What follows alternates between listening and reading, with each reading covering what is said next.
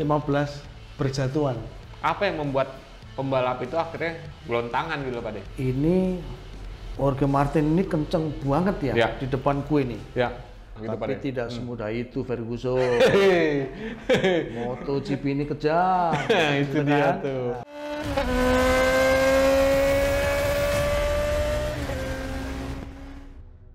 Halo Moto Boys, ketemu lagi kita. Ketemu lagi Pak De.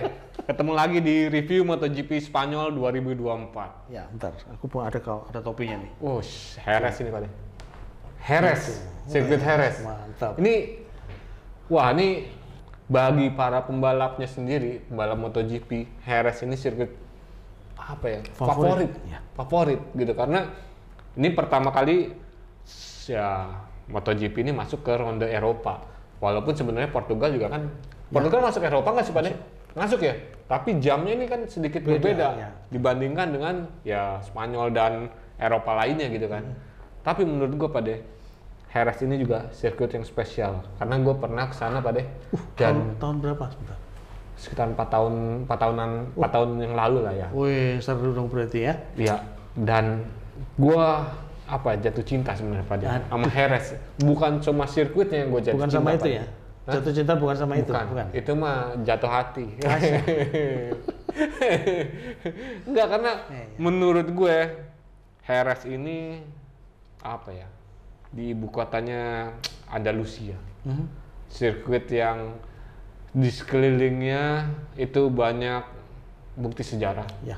Ketika ya maaf ya, mungkin ketika saat itu peradaban Islam berkuasa di sana, terus itu banyak banget bangunan-bangunan sejarah Pak De. Itu banyak gitu saksi-saksi atau bukti-bukti sejarah yang memperkuat bahwa lu nih Andalusia. Iya, betul. Dan sirkuitnya sendiri Pak De, kalau bisa dibilang sebenarnya apa ya? Bisa dibilang tuh nggak beda jauh lah sama sirkuit Sentul Pak De. Dalam satu kawasan tertentu. Dalam satu kawasan tertentu dan juga apa ya, karakter ya panjangnya sirkuit itu hampir mirip-mirip sama Sentul gitu kan. Dan itu bagi gue top lah sirkuit Jerez. Nah, tapi Pak De, dengan istimewanya sirkuit Jerez, kemarin pun banyak kejadian menarik. Ya, banyak pertanyaan, banyak intrik. Banyak drama, banyak kontak fisik. Betul. Dan efeknya juga banyak yang kelontang. Wah, ini menarik untuk dibahas Pak De. Ayo Kita bahas nggak? Gas lah kita. Gas ya Pak De? Gas. Nah, Pak De. Siap. Ini kita ngebahas tentang sprint race dulu kali enak Pak De ya. Biar itu agak sedikit runut lah. Karena gue ngeliatnya ini sprint race juga ada fenomena yang apa ya, bisa dibilang aneh nih Pak De. Ya. 15 pembalap ya Pak De? 15 berjatuhan. 15 pembalap merasakan jatuh, merasakan crash di sirkuit Jerez gitu kan. Nah ini kalau menurut Pak De, ini seperti apa nih Pak De? Kesalahannya itu bukan kesalahan ya, maksudnya apa yang membuat pembalap itu akhirnya ya gelontangan gitu loh Pak De? Ya. Jadi sebenarnya kalau dari beberapa informasi yang kita kumpulin gitu ya. Berjatuhannya mereka itu ada dua nih. Ada dua. Posibilitasnya. Oke. Nah, yang pertama karena treknya lembab. Nah, Ya. benar, setuju itu Pak De. Setuju itu Pak. Jangan gitu dong. Oh, jangan gitu ya? Yang kedua dong. Yang kedua yang lebih penting nih. Oke. Tekanan ban ini bermasalah ini, Nyong. Tekanan ban. Oke. Tekanan ban bermasalah. Jadi gini. Masalahnya gimana? Tekanan ban itu kan ada aturannya ya. Ya. Nah, ada aturannya itu, regulasinya yang mulai diterapkan itu baru tahun ini. Ya. Ya. Ya seperti yang pernah kita bahas ya Pak De. Ya, betul. Ada perubahan regulasi untuk ban di 2024. Ya, betul. Perjalanan penetapan regulasi itu pun sebenarnya sudah mulai tahun 2022 sebenarnya. Pertengahan itu sudah mulai digaungkan lah sama Dona segala macam. Nah, pertentangannya banyak. Pertentangannya waktu itu banyak karena penalti yang akan dijatuhkan oleh mereka itu adalah diskualifikasi. Itu kan sama aja kayak membunuh ini ya, karakter gitu ya. Di luar fikri lah ya gitu kan. Nah, makanya kemudian disempurnakan terus tuh, mereka diskusi ketat antara pabrikan, Dorna, kemudian tim itu semuanya dikumpulkan. Akhirnya tercapailah kesepakatan bahwa penaltinya adalah 8 detik. Itu kalau untuk sprint race. Dan 16 detik kalau di main race. Wow, jadi dua kali lipat ya untuk di main race. Sama lah jumlah lap juga kan akhirnya 2 kali lipat untuk di main race kan, Pak De. Betul. Nah, yang soal tekanan angin tadi itu, itu sebenarnya itu pun juga sudah dikurangi gitu ya.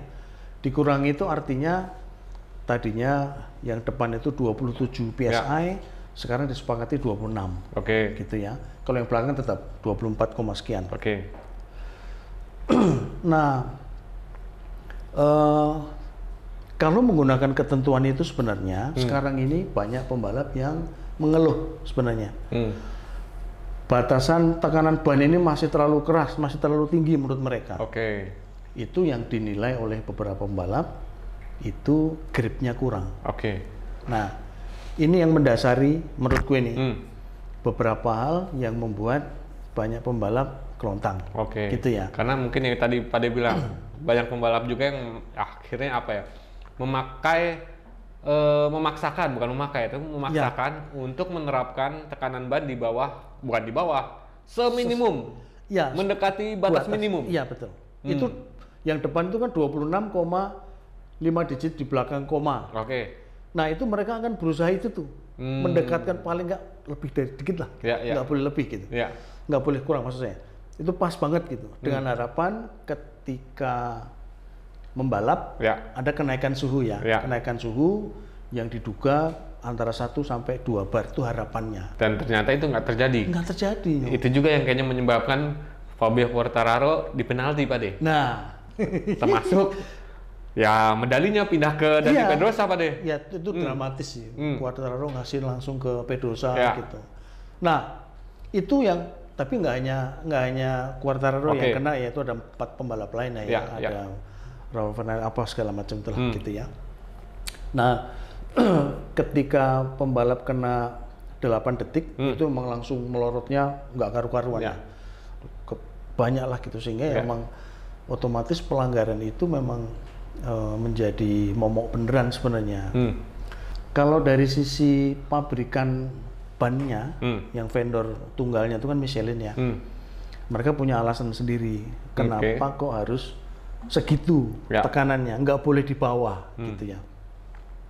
Nah, tidak boleh di bawah ini karena konstruksi dari ban itu mulai dari dindingnya yang ada serat logamnya segala macam, serat baja, karkas, termasuk kompon, itu akan awet apabila bekerja pada tekanan itu yang sudah dikompensasi dengan kemungkinan suhu yang kenaikan suhu. Nah, apabila ban itu dibalapkan dengan tekanan di bawah itu kelenturannya akan di luar batas mereka gitu. Lebih lentur, goyangannya lebih banyak segala macam. Itu membuat dindingnya termasuk kompon-komponnya nggak awet. Nah, ketika ban itu rusak, dibalapkan dengan kecepatan yang begitu tinggi, dikhawatirkan terjadi apa-apa pada pembalapnya. Itu yang tidak mau Michelin alami menjadi kambing hitam. Itu hal itu yang dicegah oleh Michelin. Betul. Dia nggak mau pokoknya harus sekian nih gitu. Karena ya pastinya produsen juga bikin ban juga ada riset ya, Pak De. Betul. Ini batas maksimal ataupun performa maksimal akan didapat ketika ban ini berada di tekanan ini gitu kan. Nah, ini yang sebenarnya coba diterapkan oleh Michelin dan juga untuk membuat pertarungan ini menjadi fair, adil gitu, Pak De. Seimbang gitu. Nah, itu kayak yang Eka bilang tadi bahwa ada beberapa pembalap yang menggunakan tekanan di bawah ketentuan, itu memang efeknya gripnya lebih baik memang gitu, tapi membahayakan diri sendiri dan maupun pembalap lain. Tapi kalau gue nih, Pak De, bagi gue ya lebih setuju untuk yang tadi nomor pertama yang disebut kondisi sirkuit ini. Ini pengaruh banget nih kalau bagi gue ya, Pak De, pengaruh banget karena gini, kalau kita lihat proses jatuhnya para pembalap hampir semuanya ya istilahnya sama nih. Ada di beberapa tikungan yang sama. Iya, Misalnya kayak di tikungan T5, di tikungan 5 gitu kan. Si Alex Marquez, Bastianini, dan juga Brad Binder nih. Iya, Ini kelontangnya sama nih Pade. Kelontangnya Barengan sama tuh nih ya? Pade. Oke. Jadi, ya. karena di sesi bisa dibilang sesi praktis ataupun di sesi kualifikasi dan juga sebelum dimulainya si sprint race ini kan hujan turun Pade. Ya betul. Walaupun udah dipakai sesi praktis apa-apa, ujung-ujungnya kan tetap aja ya. nggak akan maksimal karena mataharinya nggak muncul saat itu kan. Ya betul. Nah, ada beberapa track yang memang dikeluhkan dari pembalap gitu kan. Bahkan kayak seorang finalis aja bingung Pak De. Ini Jerez ini juga ternyata menyimpan beberapa titik-titik air. Istilahnya ada kantong air lah di aspal gitu Pak De kan.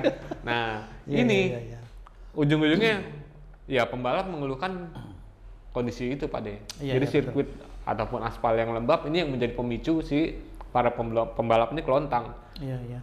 Vinales lolos kan ketika di T5 di lap awal di lap ketika Alex Marquez, Brad Binder dan juga Enea Bastianini jatuh, Vinales masih lolos nih. Betul. Tapi pas di lap berikutnya di titik yang sama dia juga jatuh juga Pak De.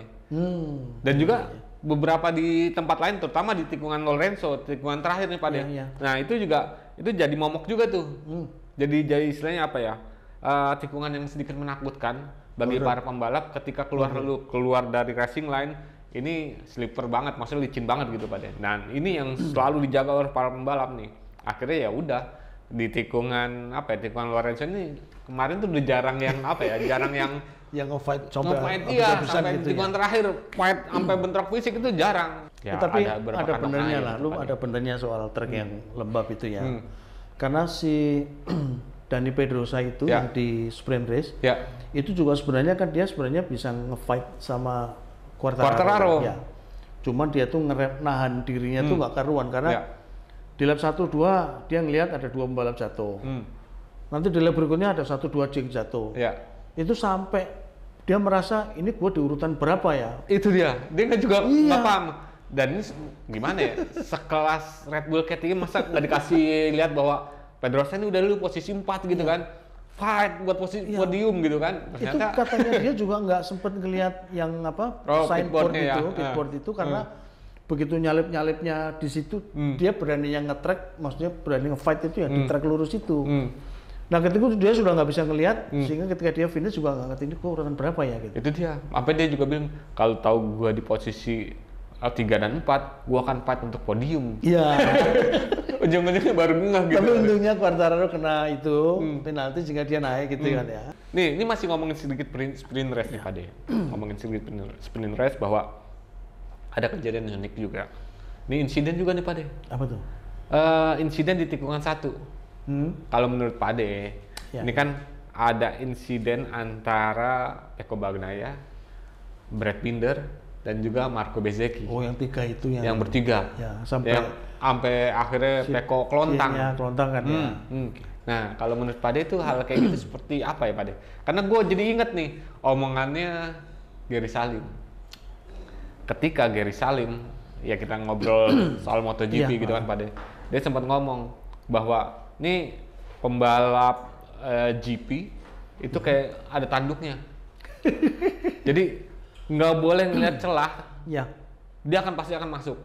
Nah, kemarin di tikungan T1 itu Binder juga seperti itu Pak De. Soalnya dia ngeliat dari di sisi dalam masih ada celah, ini bisa gue masukin. Tapi ternyata ujung-ujungnya kan dia hajar Bagnaia juga kan Pak De. Bagnaia juga hajar Bezzecchi. Akhirnya Bagnaia yang kelontang, Bezzecchi sama Binder masih aman. Nah, walaupun ujung-ujungnya Bezzecchi kelontang juga ntarnya. Nah itu di beberapa situs si Bagnaia itu komplain gitu ya, komplain mengenai kejadian ini. Dalam artian bahwa yang kalau misalnya race directornya memutuskan bahwa ini adalah kecelakaan balap biasa atau race accident biasa, itu Bagnaia protes keras. Nggak bisa, ini bukan kecelakaan biasa. Karena seberapa celah pembalap itu bisa masuk, itu mestinya hanya pembalap yang mengerti itu namanya sudah memasakkan diri dan Ya. sudah menabrak si Bagnaia itu. Ya. Tapi dia juga gimana ya? Dia sudah protes kayak gitu juga ketentuannya tetap seperti itu, nggak ada hukuman apa-apa gitu. Ya, karena emang dari race directornya ya ini murni racing incident, Ya. gitu kan. Tapi yang menarik kejadian itu seolah terulang lagi di Ya, main betul. race. Nah, nanti kan kita bahas itu Pak De. Iya, Yang iya, soal iya. itu. Nah, nih Pak De, ini sebenarnya kita udah bicara kan tentang ya beberapa pembalap jatuh, soal tekanan ban atau kayak gimana. Kita akan bicara tentang yang main race ini Pak De. Ya. Ini seolah MotoGP bangkit lagi. 300.000 yang nonton langsung. Wah, bener Pak De? Bener, 300.000 tuh. 300.000 itu mungkin weekend ya, sepanjang tiga hari dari itulah, Jumat ya, dari Jumat, Sabtu, Minggu. Nah ini kalau 300.000 ini seolah-olah emang bener-bener nih rekor baru, karena terakhir itu rekor setahu gue di Thailand lah. 200.000 sekian gitu kan. Ya. Nah kalau di 300.000 ini rekor baru. Itu sudah top itu. Top banget. Kita akan bicara tentang kemenangan Bagnaia. Nah ya itu. Menurut Pak De, ini seperti apa nih? Ya kalau aku bilang sih dia ada unsur dendamnya juga ketika baliknya ke sprinters yang dia jatuh gitu ya. Dia kemudian nge-fight-nya memang dari start itu dia memang kepengen buru-buru ke depan aja lah. Ya. Memang agak berhasil lah ya, dia udah agak ada di depan gitu meskipun direcokin serius sama Marquez lah terakhir-terakhir ya. Itu 8 lap terakhir emang susah napas kita. Isinya cuma deg-degan doang. Kalau menurut lu gimana kalau itu? Ada beberapa faktor Pak De yang kalau menurut gue ya yang bisa membuat Bagnaia ini akhirnya meraih kemenangan di MotoGP Jerez. Yang pertama ini sirkuit favoritnya juga nih, selain Assen ya. Selain Assen, ini Jerez ini sirkuit favorit karena bisa dilihat dari 2 rekor Pak De. Meskipun dia bukan Dibikin sama asli dia. Spanyol Walaupun ya. bukan asli Spanyol, tapi ini Jerez ini soalnya jadi rumah kedua juga Pak De. Karena dari ketika dia ikut di CV, Iya. nah ini dia udah suka banget sama sirkuit ini. Tapi sayangnya emang belum ditato. Kalau Assen kan ditato karena emang itu kemenangan pertama bagi dia. Iya. Nah tapi kalau untuk Jerez ini sirkuit favorit. Jadi setidaknya dia sudah paham betul karakter Assen ini. Walaupun ujung-ujungnya ini karakter Assen ini akhirnya berubah lagi karena kondisi tracknya sendiri nih Pak De. Nah Jerez ini ya apa ya, seolah-olah bagi dia dan Ducati paduan yang klop. Termasuk juga ya tadi yang Pak De bilang, bagaimana menerapkan strategi bahwa gua harus lari langsung ke depan untuk menghindari ya lagi-lagi tekanan ban yang meningkat Pak De. Karena bagi dia ketika dia aja udah berada di belakang Jorge Martin ini, performa ban depannya dia itu udah mulai apa ya, terlalu overheat Pak De. Iya. Makanya dia agak terus menjaga jarak bagaimanapun caranya agar ban depan ini dapat udara yang angin langsung gitu. Karena kalau di belakangnya pembalap lain yang kena adalah dirty air, udara kotor, betul. dari knalpot udara panas. Terus sudah gitu ditambah lagi ya serpihan aspal yang kegerus apa gimana kan, ini membuat tekanan ban ini gampang naik. Itu bisa naik sampai 2 bar loh. 2 bar Pak. 2 bar itu tinggi banget itu. Tinggi. Karena kalau dari 2 bar ini dikonversikan ke PSI ya naiknya udah wah lumayan banget gitu Pak De. Dan akhirnya ya ketika kondisi ban depan overheat ya dia nggak akan bisa maksimal untuk menerapkan racing line-nya nih Pak De. Iya betul. Apalagi kita tahu Pecco Bagnaia ini nih seolah-olah kayak apa ya, bisa dibilang paduannya Lorenzo sama Andrea Dovizioso. Seolah sama Pecco ini itu dari sisi akurasi ketika dia ngambil racing line. Begitu juga dengan Jorge Lorenzo, titik pengeremannya akan sama. Nah ini iya betul. Pecco ini paduan dari kedua itu. Makanya kemarin di Jerez ini titik pengeremannya selalu presisi nih Pak De. Kecuali ya yang ketika dia melebar di tikungan terakhir itu Pak De, yang akhirnya Jorge Martin maju ke depan gitu kan. Nah itu dia emang itu satu kesalahan dia. Selebihnya udah Mr. Perfect dia. Tapi kemarin tak potong. Kemarin yang dia begitu ngefight sama sama Marc Marquez yang di 4 lap terakhir itu kan sampai jaketnya Marquez sampai kena ban itu. Terpakai ya. Itu kayaknya kok nggak ini ya, bukan tipikalnya Bagnaia ya. Itu gimana tuh? Karena apa tuh ya kira-kira menurut ini kalau yang itu seru sebenarnya Pak De. Gue jadi inget omongan di sesi jumpa pers. Ini ketika Bagnaia dikasih pertanyaan bahwa lu akan bertarung untuk podium atau crash bareng apa kayak gimana gitulah. Ini menariknya Bagnaia dia bilang gua akan terus memperjuangkan untuk di podium. Sementara Marc Marquez ketika dikasih pertanyaan itu dia justru berpikir bahwa ya udah kalau nggak bisa nggak akan gue paksain. Oh berarti itu yang membuat dia memang agak ngelos sedikit ya di beberapa lap terakhir itu ngelos, nggak ngefight sampai ujung-ujung gitu nggak ya? Marqueznya? Ya. Oke. Karena Marquez merasa bahwa untuk motor dia dan ya kemampuan dia di saat itu ini udah limit nih Pak De. Udah maksimal. Udah maksimal.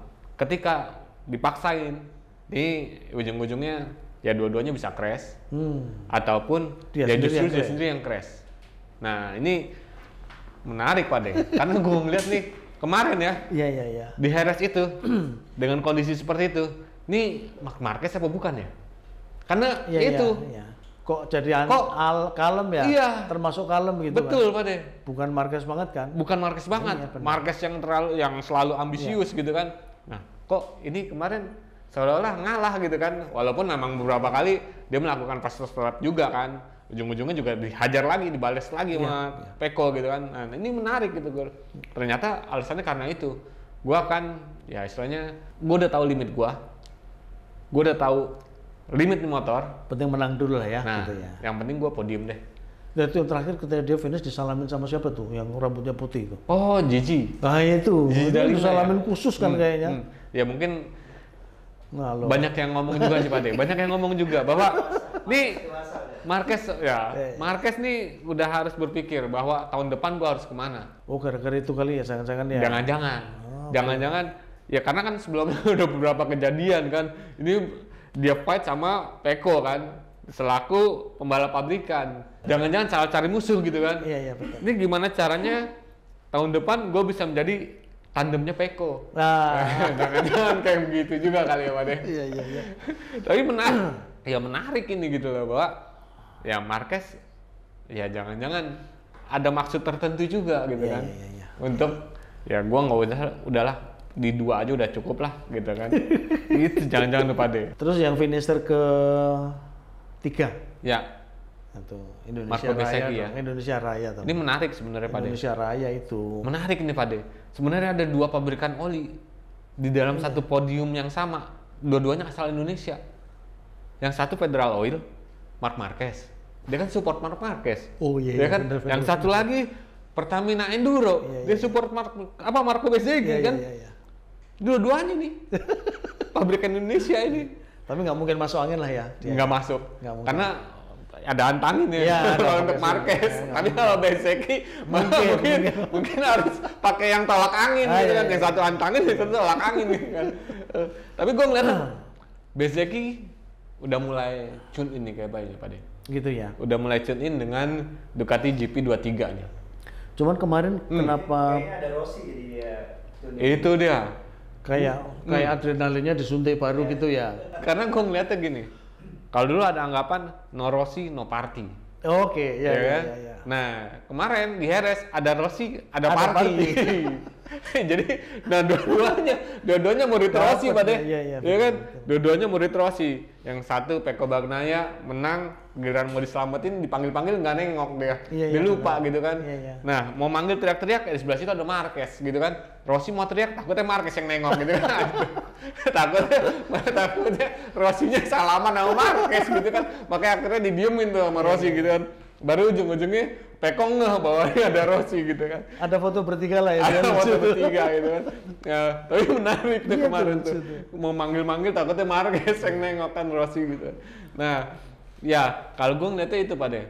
Ini ya prestasi juga lah untuk Marco Bezzecchi. Akhirnya di seri keempat baru dia bisa tune Podium, in, ya. baru bisa membuktikan bahwa ya ini gua Marco Bezzecchi gitu kan, lu bisa ngelewatin Acosta. bisa ngelewatin Acosta gitu kan, dengan kondisi ya ini Heres ini juga ya bisa dibilang itu pada hetik gitu kan, karena Iya, betul. apa ya, Marco Bezzecchi sendiri ini dia bilang bahwa gue membalap di JRS ini bisa podium ini karena gue ngikutin belajar, nah bukan ngikutin tapi belajar dari Marc Marquez. Racing line-nya Marc Marquez kemarin di Diikutin sirkuit Jerez banget ya. ini diikutin Bezzecchi, dan menurut dia ini racing line yang bisa dibilang bukan racing line normal. Karena itu tadi ada beberapa kantong air, Iya, betul, ada beberapa ya kondisi aspalnya mungkin udah nggak apa ya, nggak layak, bukan nggak layak tapi Kurang ideal lah kurang ya. ideal, kurang ideal untuk dipakai racing line normal. Makanya Bezzecchi kemarin selain dia udah mulai tune-in sama GP23-nya, yaitu salah satunya dia ngikutin racing line Marc Marquez. Tuh. Nah itu yang kemarin sebenarnya kan banyak orang termasuk aku nih berharap Dani Pedrosa Ya. masuklah 7 besar atau 10 besar kayak tahun lalu gitu. Setidaknya menyamakan kayak di sesi sprint race lah ya Pak De. Iyalah, Ada gitu. gregetnya gitu Pak De ya. Ternyata enggak loh. Ya itu dia Pak De.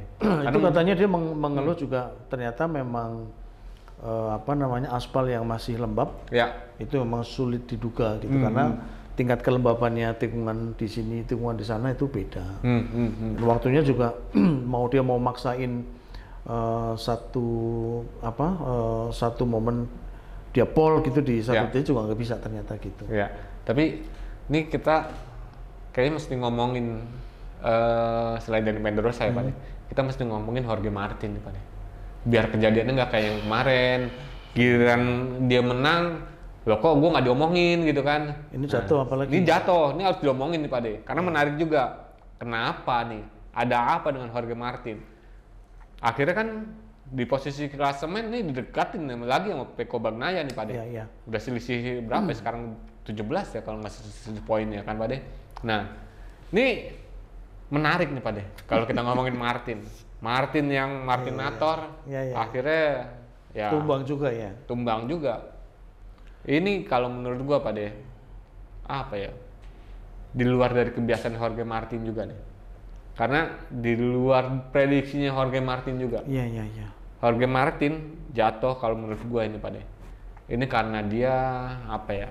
Melakukan kesalahan juga nih Pak De. Terlalu memaksakan diri atau Terlalu gimana? memaksakan diri Pak De. Kalau menurut Pak De seperti apa Pak De? Ya aku setuju sih sebenarnya mestinya kalau dia membalap dengan cara biasa, Ya. yang biasa dia lakukan gitu, yang lebih tenang, lebih steady gitu, mestinya dia memang akan tetap di posisi itu. Ya, Karena setidaknya 3 besar lah ya Pak De ya. Mungkin ya, ya.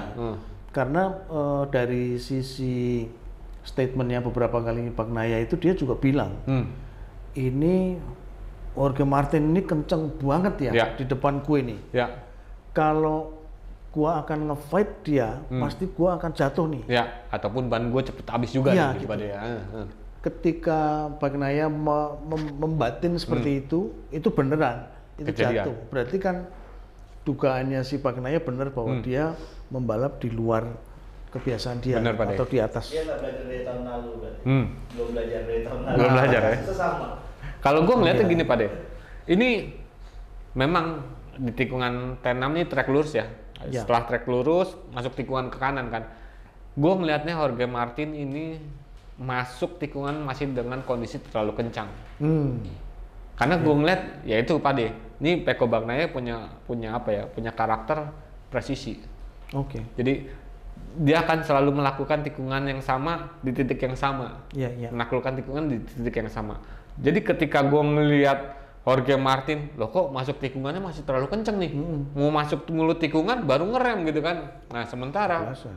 kondisi apa ya, kondisi bannya ketika dia masuk melakukan hard braking ini masih apa ya, kondisi motor ini masih bukan masih agak tapi udah agak sedikit membelok, tekanan ban di sisi kanan ini akhirnya nggak kuat nih Pak De. Kalau Iya, gue iya, melihatnya betul. seperti itu. Iya. Karena dengan kondisi yang dia masuk masih terlalu kencang, ketika dia melakukan hard braking, efeknya ya lu lost grip, maksudnya Iya. kehilangan grip ban depan. Komentatornya si MotoGP kan bilang ini kejadiannya sama kayak di Mandalika. Simon Cravar ya. Nah, Iya, iya, betul. seperti itu sih. Kalau sama gua, tuh ya. Kalau gue ngeliatnya ya itu kejadiannya juga sama seperti di Mandalika dan juga ya Jorge Martin yang memang dia pengen kabur dari Bang Naya tapi nggak bisa. Iya benar. Dan efeknya dia effort lebih ya di heartbreaking. Iya. Ujung-ujungnya dia lupa. Kondisinya nggak bisa. Iya, kondisi aspal sirkuit Jerez ini ya istilahnya selainnya faktor dia memiliki beberapa kantong air, tapi ada di beberapa bagian yang ketika lu memaksakan untuk melakukan racing line itu, lu akan out. Nggak bisa. Ya, kalau gue ngeliat seperti itu sih Pak De. Kalau Iya, menurut Pak De, sama. Setuju seperti lah, itu ya? Iya. Nah ya Pak De, jadi kita nunggu teman-teman nih Pak De, nunggu komentar dari teman-teman, Ya. bagaimana pendapat teman-teman tentang ya jatuhnya Jorge Martin, kemenangan Bagna ya, Komen. dan juga yang gue tunggu juga nih Pak De, Apa tuh? komentar Marc Marquez. Oh iya. Komentar Marc Marquez, komentar teman-teman Iya, tentang iya. Marc Marquez. Kita tunggu. Terutama Marc Marquez sama Rossi kok nggak salaman gitu. Padahal deket banget Deket itu banget, platform itu. Iya. Aduh, Pak De, minum sebentar Pak De. Iya. Ah, Kalau gue sih ini loh. Apa tuh, Pak De? Penasaran sama Costa nih. Dia itu kan lagi di puncak pemberitaan ya. Wah, semua Menarik, Pak De. ngomong Costa Ya. gitu. karena Tapi malah di negeri sendiri malah memble itu gimana? gue ngelihatnya, gue kalau gue ngelihatnya Pak De ya, Acosta ini bener-bener fenomenal ini. Ya. Karena di sesi sprint race dia apa ya, podium 2. Dia Tapi podium 2 kemarin itu bagi gue di Acosta itu bukan real Acosta juga sih Pak De. Keberuntungan Itu ada sisi faktor bahwa beberapa pembalap di depannya juga jatuh kan. Ya, Vinales, Binder, Enea Bastianini, terus sudah gitu Alex Marquez gitu kan. Ini ya faktor kejatuhannya itu akhirnya membuat Acosta nih di posisi 2. Walaupun ya lu balapan itu apapun hebat lah. Ya, apapun itu ya lu berhasil podium 2 ya lu hebat gitu kan. Tapi gua ngeliatnya kemarin itu bukan real Acosta. Karena ya di sesi main race juga kan 10 besar kan ya Pak De. Iya. Di posisi ke-10 gitu kan. Nah, kalau bagi gua Pak De, Iya. ini KTM sendiri nih masih perlu pembuktian banget di sirkuit-sirkuit yang ya karakternya seperti Jerez nih. Sirkuit yang sempit, sirkuit yang memang flowing tapi ya lu lintasannya nggak selebar di Austin, nggak selebar di Portimao ataupun di Qatar gitu Pak De ya. Tapi di tikungan ya bukan di tikungan, di sirkuit yang ya istilah karakter kayak Jerez gini, ini masih perlu pembuktian bagi KTM. Ya karena kan apa namanya, banyak orang tuh berharapnya gini nih. Ketika di Portugal dia juara 3 gitu kan. Ya. Terus di Austin Amerika dia juara 2. Ya. Pikirannya orang-orang nih, Jerez pun Jerez berarti harusnya 1 dong kan urut itu. apalagi tuan rumah gitu Pak Tapi De. tidak semudah itu Ferguson. MotoGP ini kejam. Itu gitu dia kan. tuh. Nah, makanya segala hal mungkin terjadi memang di Jerez gitu ya. Makanya dia menjadi sirkuit yang favorit dari banyak pembalap. Karena dari 22 pembalap itu separuhnya adalah orang Spanyol. Ya ini kan di Jerez ya Pak De. Ya. Besok selanjutnya itu di ya Le Mans. Ya, betul. Le Mans ini juga ya pasti beda lagi sama Jerez nih. Ya, karakternya beda. Punya beberapa apa ya bisa dibilang titik pengereman heartbreaking, tapi juga punya karakter tikungan yang memang benar-benar rolling ya. Nggak cuma stop and go tapi benar-benar rolling. Nah ini nih bisa dimanfaatin dengan baik oleh KTM harusnya nih. Ya. Nah siapa tahu nantinya di Le Mans nih Acosta ya bisa unjuk gigi lagi. Vinales dong. Hah? Vinales? Kok Vinales? Prancis. Wah, jagoannya Vinales. Vinales gue. Ngeri nih. Kalau teman-teman jagoan siapa nih? Marquez jangan-jangan nih. Hah? Ataupun ya Pecco. Jangan-jangan, ya kan? Ya, tapi itu ntar masuk pembahasan. Kalau perlu nih Pak De, karena Pak De udah ngejagoin ya. Ya. Kita bikin yuk video ya preview nih, bukan cuma sekedar review. Setuju nggak kalau kita bikin preview nih? Kita ngebahas tentang kira-kira siapa kandidat pemenangnya, siapa karakter ini. Wah, kalau perlu kita bikin gitu Pak De. Kapan-kapan boleh lah. Boleh lah ya. Boleh. Oke lah. Berarti untuk yang MotoGP Spanyol pembahasannya sampai sini gitu Pak. Ya. Jadi begitu ya Pak De. Keringetan gue. Kita juga nggak sadar Pak De, ini ternyata kita ngobrol panjang, wah panjang banget lah. Ternyata udah lama banget itu Pak De. Udah lebih dari 30 menit kayaknya. Ya, oke. Kita sudahi aja. Jadi kita sudahin ya. Menarik untuk disimak. Kita akan bikin nggak Pak De? Bikin dong. Apa? Preview? Iya. Untuk MotoGP Prancis? Preview untuk Maverick Vinales. Maverick Vinales. Karena seri depan MotoGP Prancis nih Pak De. Menarik. Daripada ngejagain siapa? Maverick Vinales. Wah. Johan Zarco lah. Tuh, April, ya. tuan rumah. Johan Zarco. Tapi gue nggak yakin Pak De. Kalau Johan Zarco yang ketika tahun lalu dia masih di Ducati, gue oke lah. Ini nih Johan Zarco di ya Honda masih Quartararo tuh kan. Kita lanjut lagi ya. Teman-teman, jadi tungguin ya. Kita akan bikin preview MotoGP Prancis. Ini sesuai request. Benar ya Pak De? Gas. Oke, untuk yang saat ini MotoGP Spanyol kita tutup. Saya pamit undur diri, Eka Budiansyah, Pak Deyoni. Pak Deyoni. See you guys. See you guys.